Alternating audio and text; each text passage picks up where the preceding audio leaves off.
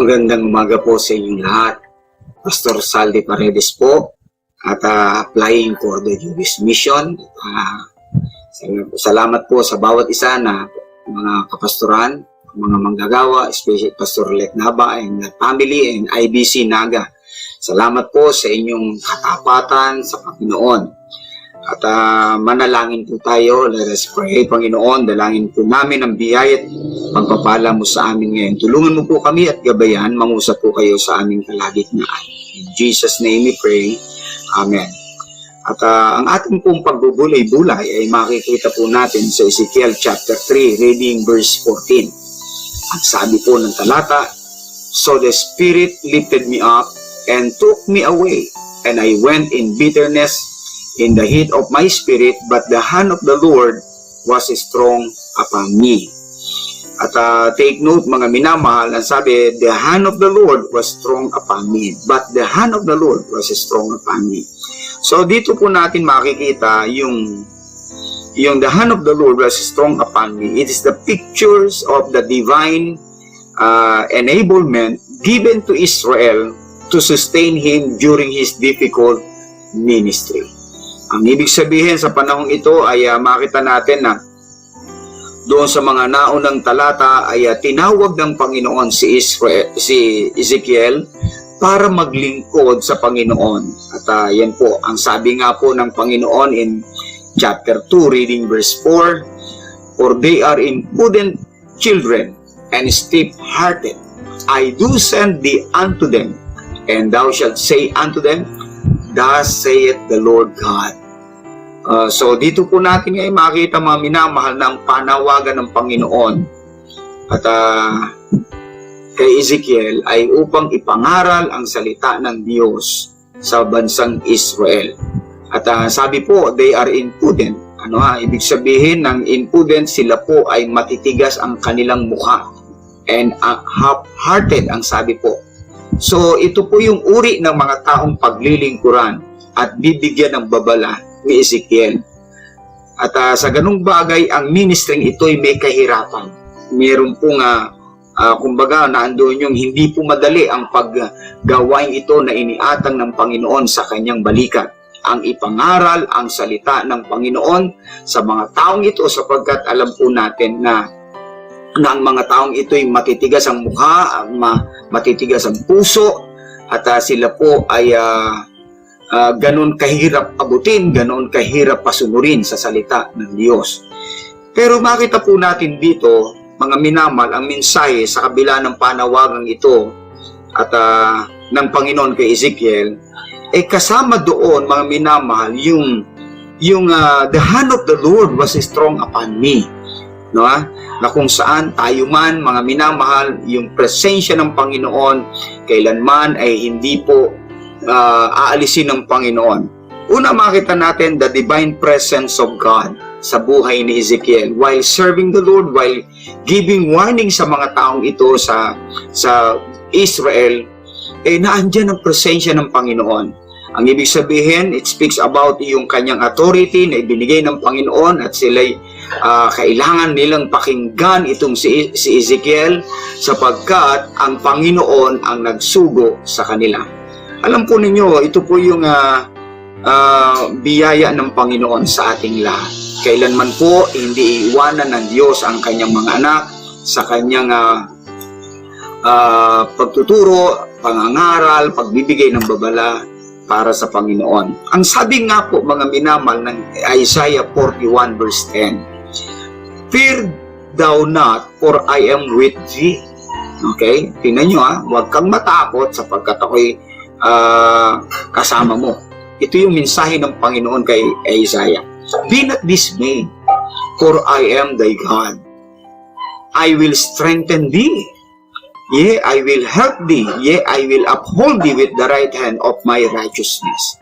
So dito natin ngayon makikita mga minamahal na yung matapos tayong utusan, bigyan ng Panginoon ng kautusan, ng pribilehiyong ito, makita natin mga minamahal na hindi tayo iiwanan ng Panginoon sa ating paglilingkod sa Kanya. Kaya sabi, "I am with thee." Yun ang ibig sabihin na the hand of the Lord was strong upon me.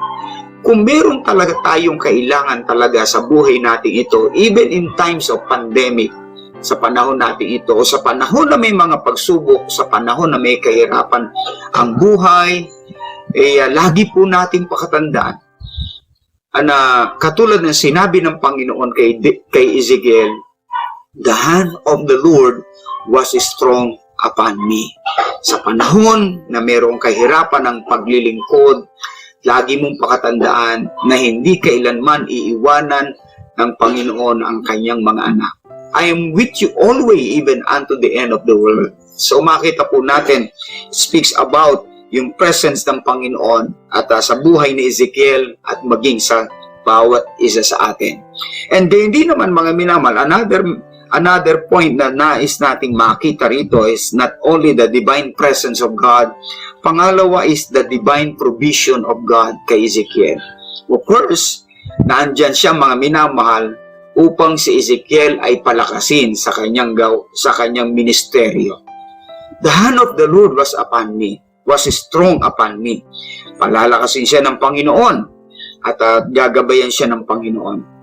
Alam po ninyo, yun po yung makikita natin dito na tayo po bilang mga tao ay may kahinaan, but salamat sa Panginoon na sa biyaya ng Panginoon na tayo po ay pwedeng palakasin ng Diyos. No? Sa panahon na may kahirapan, wala namang tao na hindi napapagod. Walang taong hindi nadi-discourage. Walang tao mga minamahal na hindi nadi-disappoint. Dumarating talaga tayo sa panahon ng buhay natin na mayroong discouragement, may mga disappointment sa buhay natin. Pero salamat sa Panginoon, purihin ang Panginoon mga minamahal, sapagkat ang Panginoon ay nagbibigay ng lakas. Panahon mga minamahal, ang Panginoon ay tinutulungan tayong upang makatayo. Tinutulungan tayo ng Panginoon upang magawa nating muli ang kalooban ng Panginoon. And pagkatapos ay sa Kanya tayo bibigyan ng katuwaan at sa ating buhay bilang mga mananampalataya. We cannot serve God on our own strength. By our own strength, we cannot serve God. Opo. And salamat sa Panginoon. The Lord is there to strengthen us to accomplish things ayon sa kalooban ng Panginoon. Kaya po mga minamahal, kung kay Ezekiel, sabi niya, the hand of the Lord was strong upon me, I do believe this same promise na ibinigay ng Panginoon kay Ezekiel ay pwede rin ibigay ng Panginoon sa bawat isa sa atin. Salamat sa kadakilaan ng Panginoon sa ating mga buhay. Hindi niya tayo iwanan, hindi niya tayo pababayaan. Purihin ang Panginoon. Kaya, kumbaga, maghintay lang. Ang sabi nga po ng Book of Isaiah, but they that wait upon the Lord shall renew their strength. They shall mount up with wings as eagles. They shall run and not be weary, and they shall walk and not faint. Purihin po ang Panginoon sapagkat ang Panginoon ay nariyan para tayo tulungan, para tayo po ay gabayan sa buhay pananampalataya natin. Salamat sa kadakilaan ng Panginoon mga minamahal. Keep on serving the Lord. Keep on doing the will of God. Keep on sa ating pamilya. Keep on sa mga paglilingkod. Salamat po sa biyaya ng Panginoon because God is always there to help us in time of need. Ang kailangan lang po, mag-stay ka lang, don't quit, magbasa ka ng Biblia, manalangin ka, stay in the will of the center of God, the will of God sa buhay mo, and God will strengthen you. Salamat sa Panginoon, katulad nga po ng sinabi ng salita ng Panginoon, ang sabi niya, my strength is made perfect in weakness.